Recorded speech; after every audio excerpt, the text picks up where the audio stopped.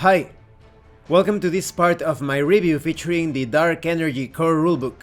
If you haven't seen the other parts of this review, featuring this science fantasy role-playing game of high magic and high technology, please check out the playlist in the description below. This time we are going to take a look at the races, and we are going to talk about the Cyclops and the Dwarves. The description of each race includes racial traits that are common to all members of that race. And the common trait automatically comes with that race at level 1. When it comes to ability score modifiers, each score starts at a base number of 8. Then you add the ability augments and subtract ability failings to determine your ability scores. Ability modifiers are given for race, class, and background. When it comes to ability augment, it increases one or more of your character's ability scores. Each increase raises the ability score by +2 unless the score is already 18 or higher, then the score increases by +1. A free augment increases one score of your choice. Concerning ability failing, this shows what ability is negatively affected based on race. Each failing gives you a -2 to that ability score. Now, when it comes to sub-races, members of a sub-race have the traits of the parent race in addition to the traits specified for their sub-race. Relationships among sub-races vary significantly from race to race and world to world. Now, concerning hit points, each race has a base number of hit points to start with. These are combined with their class hit points plus Constitution modifier to get your total hit points at first level. Characters of most races are medium, a size category including creatures that are roughly 4 to 8 feet tall. Members of a few races are small, that is, between 2 and 4 feet tall. Tiny, which is between 1 and 2 feet tall, or large, which is between 8 and 16 feet tall, which means that certain rules of the game affect them differently. Now, when it comes to speed, your speed determines how far you can move when traveling, that is during adventuring, or when fighting, that is during a combat situation. Concerning alignment, most races have tendencies toward certain alignments, described in the entry of each race. These are not binding, but it can help you better define your character. Now, when it comes to proficiencies, each race is proficient at different things. A race could be skilled in weapons, armor, and specific tools. When it comes to languages, there are many languages across the DarkEnergy multiverse, so your character may know a few of these languages, such as Draconic, Dwarven, Elvish, Goblin, Infernal, or Common.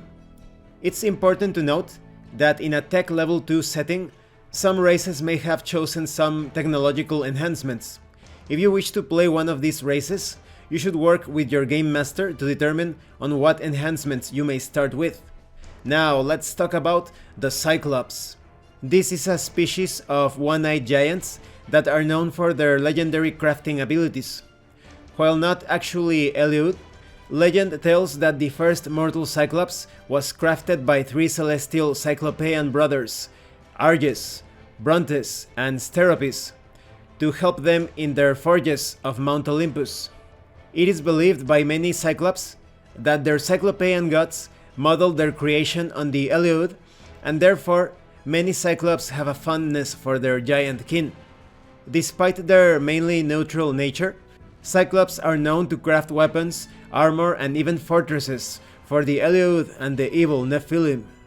Cyclops also have a strong relationship with the elves, as it was the Cyclopean gods who crafted many of the Olympians' weapons, including Zeus' thunderbolts. One exception is the most zealous cultists of elves that worship Apollo. These cultists still harbor a hatred for Cyclops for the insult of Zeus using his thunderbolts to kill Apollos' son, Asclepius. While Cyclops are generally peaceful giants, some have developed a taste for human flesh. Cyclops have keen senses and are extremely patient. The largest population of Cyclops can be found on the Cyclopean Isles on Gaia. You have a lot of hit points if you choose a Cyclops as your character race. You are large, therefore you are somewhat easier to hit, but you have great speed. Concerning alignment, Cyclops are fairly neutral, but sometimes they enjoy a little chaos. And Cyclops have tremor sense. Cyclops can detect and pinpoint the origin of vibrations within a specific radius, provided that the monster and the source of the vibrations are in contact with the same ground or substance. When it comes to proficiencies, you have no proficiencies in weapons or armor. However, when it comes to smith's tools, mason's tools, and chemistry kits, the Cyclops excel on that. Cyclops can speak, read and write Common, Elvish, and Eliod, and if they are sufficiently intelligent, they can pick an additional language. Now concerning the traits and appearance of a Cyclops, they range from 8 feet to 14 feet in height. These monstrous humanoids are known for their distinctive single eye. A Cyclops is usually broad-shouldered and muscular, with significant quantities of hair on its legs, arms, and torso. The males commonly have beards and are bald. Cyclops reach adulthood around the age of 15 and have been known to live for well over 500 years. They are naturally wise and intelligent, but not very charismatic and dexterous. Now let's talk about some of the race traits. You have things such as thick skull. You have resistance against bludgeoning damage the first time you take damage of that type. This can be used once per long rest. You also have life near the forge. You have resistance against fire damage the first time you take damage of that type. This can be used once per short rest. You also have power of 3.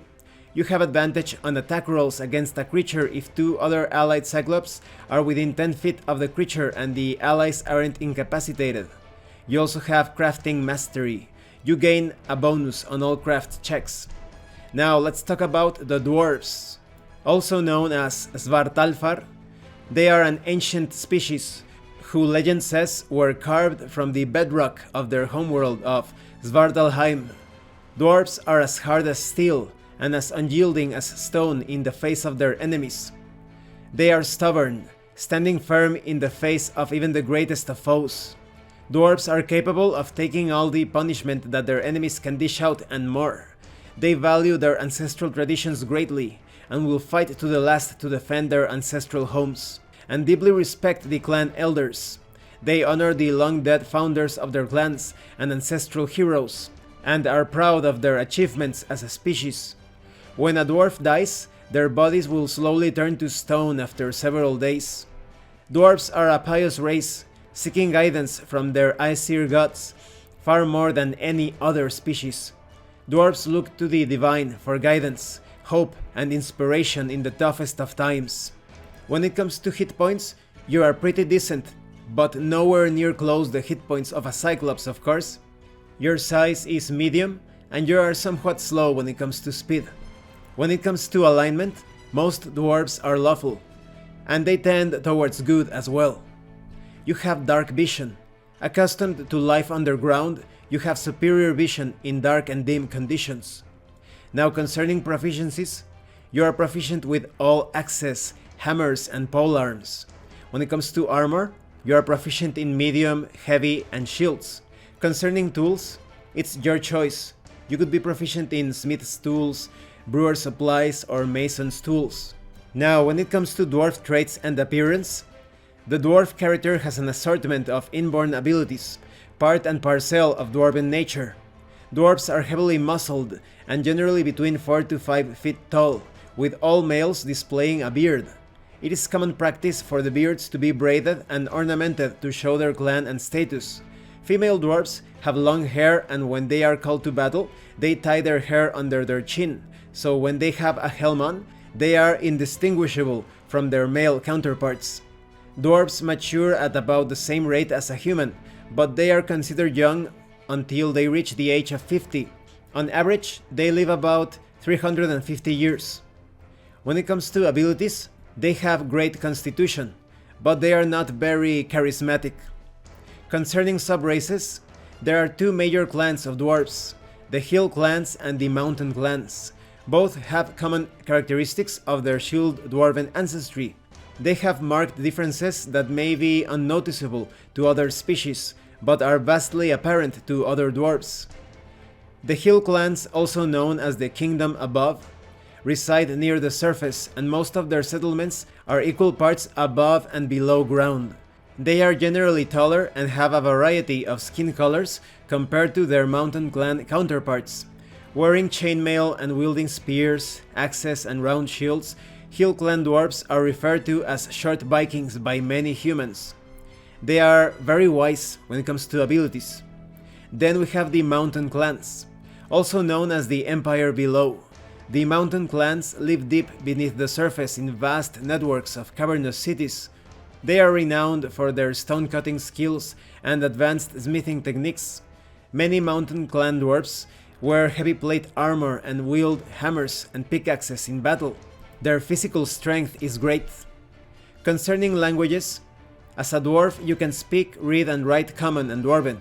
An intelligent dwarf can choose one additional language.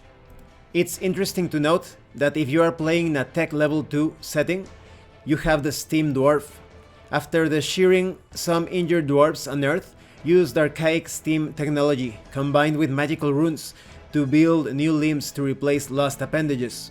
The mechanical parts became so popular among the dwarves that some even purposely removed fully functioning limbs for the sole purpose to be fitted with a mechanical replacement.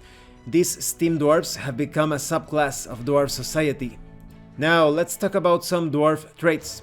You have the common trait of Dwarven Resilience. You have advantage on saving throws against being poisoned, and you have resistance against poison damage. You also have Thor's Chosen. You have resistance against electrical damage the first time you take damage of that type. This can be used once per long rest. You also have Runesmith. You have advantage on all craft runes checks. There's also Heavy Expert. You don't take any movement penalty for wearing heavy armor or shields. And you have Dwarven Toughness. You have resistance against bludgeoning, slashing or piercing damage the first time you take damage of one of those types. This can be used once per long rest. And this concludes this part of the review. As you can see with the Cyclops, there are some very extraordinary species and races in this role-playing game. The Dwarves are somewhat standard, but you do have that variety of the sub-races and the Steam Dwarves when it comes to the tech level 2 setting. Both species are quite sturdy, and they excel at crafting in their own particular traits. But when it comes to advantages and disadvantages, the Cyclops of course won't be able to fit in many places because of the huge size, and the Dwarves will have an easier time fitting into normal sized structures and vehicles. But when it comes to taking damage, the Cyclops surpass the Dwarves by far. However, when it comes to being hit by perhaps something poisonous or some magical effect that you really don't want to affect your body directly, maybe the Dwarves will have an advantage because the Cyclops will be easier to hit because they are so large. So in those situations, you may want to rely on a Dwarf instead, perhaps. It's all quite situational. In the next part, we are going to talk about even more species and races of this amazing role-playing game. Thank you for watching this part of the review. If you have any comments or questions, please let me know. And thank you so much to those of you that have been supporting the channel by sending drive-thru RPG gift certificates. If anyone else wants to further support the channel, the information on how to do that will be in the description below. Once again, thank you, and see you later.